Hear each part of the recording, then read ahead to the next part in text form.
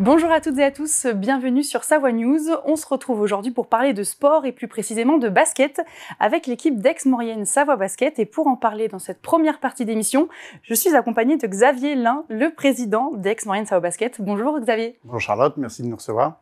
Je vous en prie, et je suis également accompagnée de Yanis Bourgeon. Vous êtes le responsable commercial du club Aix-Maurienne. Bonjour.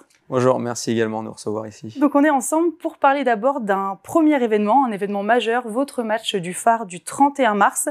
Vous allez l'équipe va affronter Saint-Chamond. Peut-être une première question, Monsieur Lin, et on imagine que c'est un véritable événement de retrouver l'équipe et vous-même, de pouvoir jouer au phare avec votre public quasiment à domicile finalement, puisqu'on est juste à côté dans le bassin chambérien. Oui, pour nous, c'est un marqueur important de la saison. On y a joué dans les années 2010, ça s'est toujours très bien passé. On a souhaité y revenir, on est revenu déjà l'année dernière. On essaie de faire à peu près chaque année au moins un match au phare et un match à l'Olympique d'Albertville. Cette année, pour des raisons de date, on n'a pas pu faire à l'Olympique, mais on essaye et on a bloqué les dates. Là, je pense qu'on va y arriver pour l'année prochaine. Et le phare, c'est vraiment pour nous un événement important parce que ça nous permet de recevoir plus de monde, plus de partenaires et également de spectateurs. On est, à chaque fois qu'on joue au phare, on est à guichet fermé. Cette année encore, on est à guichet fermé. On joue dans 15 jours. On a déjà plus de places spectateurs. Il nous reste 50 places. Et on refuse aujourd'hui même des partenaires. On a des partenaires qui ont pris leur place, des nouveaux partenaires et les partenaires habituels. Et aujourd'hui, ils nous réclament plus de places parce qu'ils en ont des besoins. On n'est pas capable de fournir, donc on est assez content. On avait 4200 places. Et là, aujourd'hui, déjà, on a fait le pari de remplir le phare. Même plus rapidement que l'année dernière, malgré une saison un petit peu plus compliquée au niveau sportif, avec des réglages qui ont été mis en place. Mais voilà, donc c'est plutôt une bonne surprise pour nous d'être plein à nouveau et de susciter autant d'engouement et chez les partenaires et chez les spectateurs. Alors Yanis, peut-être pour ceux qui ont la chance, qui ont pu réussir à prendre leur billet là pour le 31 mars, expliquez-nous un petit peu qu'est-ce que les spectateurs vont pouvoir voir, le show bien évidemment du match, mais pas que, expliquez-nous un petit peu. Il y a ce côté vraiment à l'américaine qu'on essaie de mettre en place au phare. La salle s'y prête bien, le cube, l'écran géant, toute l'ambiance qui va être apportée par les plus de 4200 spectateurs qui vont être présents. Et derrière, nous, on met des animations, une nouvelle fois à l'américaine, les Pom-Pom Girls des Alpes qui sont à la Mariose, mais qui seront là encore plus nombreuses au phare de Chambéry. Un crew de dance qui vient de Long, qui est déjà avec l'Asvel, qui fait également les prestations là-bas, lancer de t-shirts, la mascotte sur un vélo, etc., etc. Un shoot à 10 000 €, également comme aux États-Unis, un bowling géant, un an de McDo à gagner. Enfin voilà. On met vraiment des animations pour que pendant les 2 heures que va durer ce show, cet événement, les gens ils soient vraiment captivés par ce qui va se passer. Donc, à première vue, on l'a plutôt bien vendu vu que la salle est pleine. Maintenant, à nous de mettre en place vraiment ces animations pour que les 4200 spectateurs qui sortent du phare le 31 mars soient vraiment heureux et aient envie de revenir dès l'année prochaine et venir dès les 2 semaines suivantes à Marlioz. On a de la chance parce qu'on a vraiment un sport qui est très spectaculaire. Bien sûr. Par lui-même. Là, les 2 nouvelles recrues sont très spectaculaires aussi, donc ça suscite un peu d'intérêt également. Et puis, on a un spectacle qui amène beaucoup de familles, en fait. On a vraiment des spectateurs, c'est vraiment un vrai spectacle de famille. Et donc, du coup, on touche un peu tous les gens, les enfants, les adultes, les gens un peu plus âgés, des clubs sportifs un peu de la région. Donc, vraiment, on est vraiment content aujourd'hui de pouvoir présenter ce spectacle et de faire une belle soirée autour du basket, mais pas que le match. Il y a vraiment un spectacle tout autour, quoi. Et justement, pour réserver un petit peu cette place au phare, on peut imaginer que vous y prenez à l'avance. C'est vrai que c'est la salle un petit peu mythique du bassin aixois, bassin chambérien. Combien de temps est-ce qu'on met justement à pouvoir réserver et pouvoir organiser ça? C'est plus d'1 an à l'avance parce que c'est compliqué de trouver des dates où le hand ne joue pas, où il n'y a pas de spectacle, et des dates qui vont avec notre planning à nous. En plus, on a un planning qui est sûr généralement vers la fin de saison, vers juin-juillet pour la saison d'après. Donc voilà, il faut vraiment s'y prendre le plus tôt possible. Et on bloque des dates en fait avant, 1 an à l'avance, et puis on en garde 1 ou 2 ce qu'on peut dans la saison, quoi. Alors peut-être, Yanis, un petit mot aussi, peut-être sur les joueurs, leur état d'esprit. Est-ce que vous avez déjà eu justement des retours?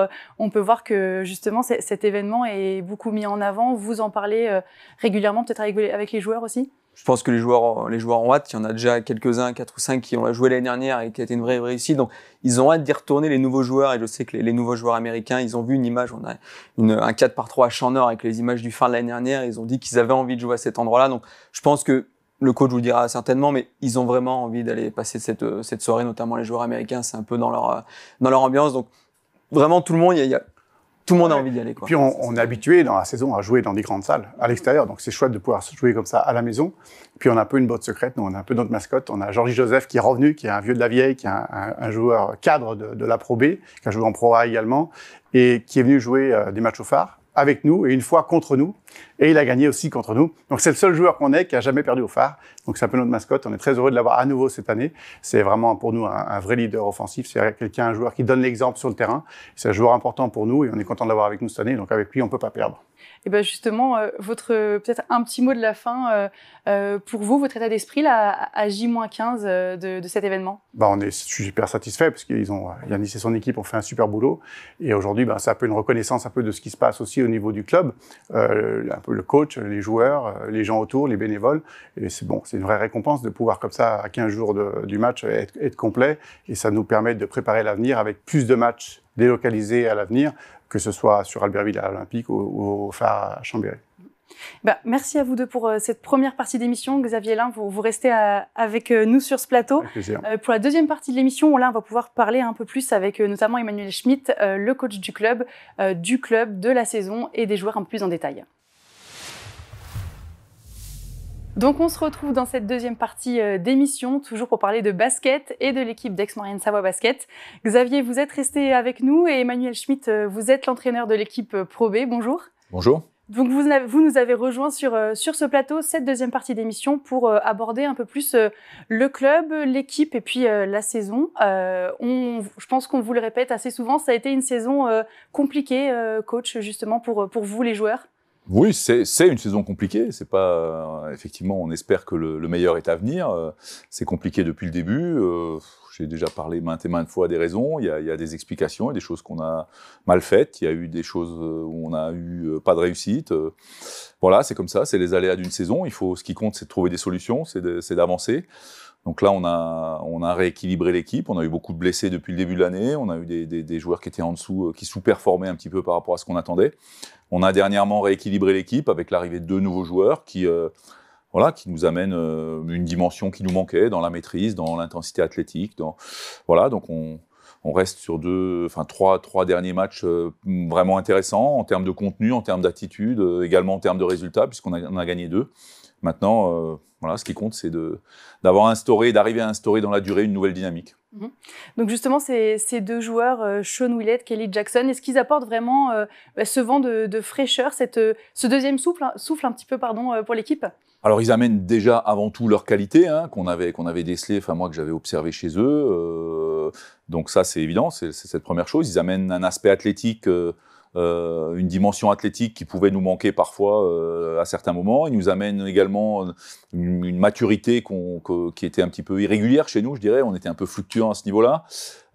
Et puis évidemment, c'est des joueurs qui n'ont pas connu les quelques mois difficiles qu'on a eu depuis le début de la saison, avec cet aspect, on sait bien quand c'est dur, on peut tomber rapidement un peu dans le négatif, un peu dans je vais pas dire dans la dépression, mais c'est pas facile à vivre. Donc les joueurs, certains ont pu être marqués à certains moments, et c'est vrai que ces 2 joueurs-là, ils amènent un vent de fraîcheur.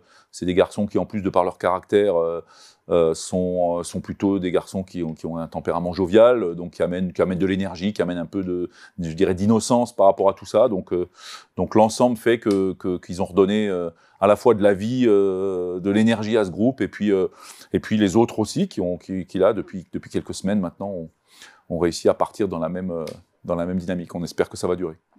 Et du coup, c'est vrai qu'ils ont eu le temps, depuis ces 3 derniers matchs où ils ont joué, de faire leurs preuves, puisqu'on est à 2 victoires, 1 défaite. On imagine aussi que ça galvanise un petit peu pour la suite, ça met aussi un petit peu en confiance. J'ai l'impression aussi qu'ils sont bien intégrés à l'équipe avec ceux qui étaient déjà là au début de saison. Oui, bien sûr. Alors les preuves, chaque joueur et chaque équipe doit faire ses preuves à chaque match. On sait bien qu'on remet tout en cause à chaque fois. Maintenant, c'est clair que leur intégration s'est faite très, très rapidement, ce qui n'était pas évident, à la fois parce qu'eux ont tout fait pour s'intégrer, mais aussi parce que les joueurs présents dans l'équipe les ont aussi aidés à s'intégrer. Je crois qu'il faut aussi le souligner. Donc oui, bien sûr que ça a donné une nouvelle dynamique. Ça nous a permis de gagner 2 matchs sur les 3 derniers, alors qu'on avait gagné 5 matchs depuis le début de la saison. Donc je crois que d'un point de vue comptable, il ne faut pas non plus occulter l'impact. On sait très bien que quand on a des saisons difficiles, on court toujours après le temps, après la confiance. Bon, ben voilà, ces victoires-là ne nous assurent pas de finir là où on veut finir à la fin de l'année, mais en tout cas nous donnent du temps, nous donnent de la confiance, nous donnent de l'énergie, et du coup, on peut voir effectivement les matchs qui arrivent avec un autre regard. Et du coup, vous, Xavier, avec votre œil de président, qu'est-ce que vous en pensez justement de cette arrivée-là des deux joueurs? Nous, on a connu une saison un peu frustrante jusqu'à maintenant parce qu'on a un bon encadrement, on avait des bons joueurs, il y avait une belle équipe qui n'a jamais lâché, malgré les difficultés. On avait des gens qui sont restés soudés. Donc c'était très frustrant de voir que tout allait bien et qu'on avait finalement perdu des matchs un peu bêtement, des fois sur des points. Et du coup, on a retrouvé là une vraie dynamique. Et le fait que personne n'ait lâché, ces deux joueurs-là qui sont venus compléter un peu ce qui manquait en intensité et puis en rigueur sur la défense notamment. Du coup, ça permet un peu de créer ce petit truc qui manquait il y avait tout qui était prêt en fait, donc il manquait plus que ça. Donc aujourd'hui, c'est vrai qu'on a été dans le dur, ça a été un petit peu compliqué pendant quelques matchs là, et puis aujourd'hui, on a des raisons d'espérer parce qu'on a déjà inversé la tendance, et aujourd'hui, on peut à nouveau regarder vers l'avant. Je pense qu'on va faire une très bonne fin de saison, et on va même essayer sur cette fin de saison d'abord se sauver, bien évidemment, c'est la priorité, mais je pense que ça ne devrait pas poser de problème, ça devrait arriver assez rapidement, et puis après, regarder un peu plus haut, voir comment ça se passe pour la fin d'année, et puis surtout construire pour l'avenir, dans l'année qui vient, qui va être importante l'année prochaine, mais déjà finir cette saison de façon un peu sereine et pas être dans le rouge à la fin et pas devoir regarder avec les autres. Aujourd'hui, on a un peu notre histoire, un peu notre avenir dans les mains, et il faut qu'on garde ça. Il ne faut pas qu'on soit tributaire de ce qui se passe ailleurs. Il faut vraiment que nous, on garde les choses en main. Et aujourd'hui, on a ce qu'il faut pour pouvoir être maître de nos destins, et c'est le plus important. Et justement, c'est vrai qu'on en a longuement parlé pendant cette première partie. Ce retour du 31 mars au Phare, ça va permettre aussi peut-être aux joueurs de retrouver en plus grand nombre leur public qui, mine de rien, les a jamais lâchés malgré les défaites. On est plein depuis le début de saison, donc ça c'est vraiment, vraiment super, donc on sent qu'il y a vraiment un engouement. Le Phare, ça amène toujours un peu plus de monde. L'année dernière, après le Phare, on a refusé du monde à chaque match parce que les gens, le spectacle leur a plu, ils sont venus, donc je pense que ça ne manquera pas d'y arriver pour cette année. Et puis c'est vrai que c'est un match important pour les joueurs parce que c'est valorisant pour eux de pouvoir jouer devant leur famille, devant leurs fans, devant un public un peu plus large. Donc eux, ils sont contents, les partenaires sont contents, les spectateurs sont contents, tout le monde a répondu présent, donc c'est aussi une vraie victoire, une vraie satisfaction, et voilà, encore une raison d'espérer un peu plus fort pour cette fin de saison. Et du coup, Emmanuel, c'est vrai qu'ils vont affronter le 31 Saint-Chamond. Est-ce que ça peut être tout de même un avantage de jouer justement au Phare contre une équipe que vous connaissez déjà? Est-ce que ça peut permettre aux joueurs de connaître les difficultés des adversaires? Oui, alors ça c'est certain, c'est une équipe effectivement qu'on connaît, même si les deux équipes ont eu pas mal de déboires et de changements dans leur effectif depuis le début de l'année.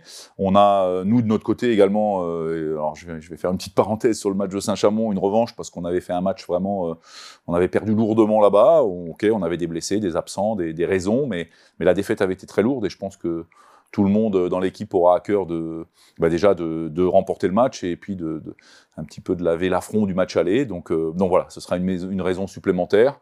Chaque étape est aujourd'hui capitale, donc il ne faut pas qu'on mette la charrue avant les bœufs. On est content d'avoir inversé, en tout cas repris une dynamique positive. Maintenant, il faut la maintenir. Du coup, peut-être avec vous, Xavier, on peut tout de même se projeter un petit peu et parler un peu des projets du club pour l'équipe. Alors, peut-être pour cette fin de saison ou s'il y a déjà des projets envisagés pour l'année prochaine. On est sur une dynamique depuis quelques années. On a mis en place un programme d'augmentation de budget de 10% par an. Donc, on arrive à s'y tenir. Donc, on est assez content. Ça se passe bien. Et du coup, ça nous permet un peu de se projeter vers l'avenir. Aujourd'hui, la mission, pour l'instant, c'est le maintien, évidemment, parce qu'il faut qu'on reste absolument Pro B. On n'a pas les moyens de redescendre en N1, parce que si on redescend, c'est très compliqué de remonter, donc on va éviter ça absolument. Donc voilà, aujourd'hui l'objectif est là, mais on a les moyens, on a tout en main pour pouvoir y arriver. Et puis après, bien évidemment, c'est se projeter sur les années qui viennent et puis continuer à construire un peu le projet qui est en route. On se professionnalise, on met de plus en plus de moyens et on sécurise un peu les effectifs sur les années qui se succèdent pour pouvoir avoir moins de paris à faire et être un peu plus serein en début de saison. Avec un retour pour la saison prochaine possible à l'Olympique. On sait que vous appréciez. On a bloqué les dates. On a bloqué les dates parce qu'on était un peu frustrés cette année de ne pas pouvoir y aller, donc on devrait pouvoir y aller l'année prochaine. On sait que c'est plutôt important de le faire dans la première partie de saison avant la saison de ski, parce qu'on a un peu plus de monde au rendez-vous et il y a une vraie attente à ce niveau-là. Donc voilà, donc on sera là la saison prochaine à l'Olympique avant fin novembre. On vous donne rendez-vous. Super. Merci Xavier, merci Manuel pour d'avoir répondu à toutes nos questions et merci à vous tous d'avoir suivi cette émission. Merci Charlotte. Merci.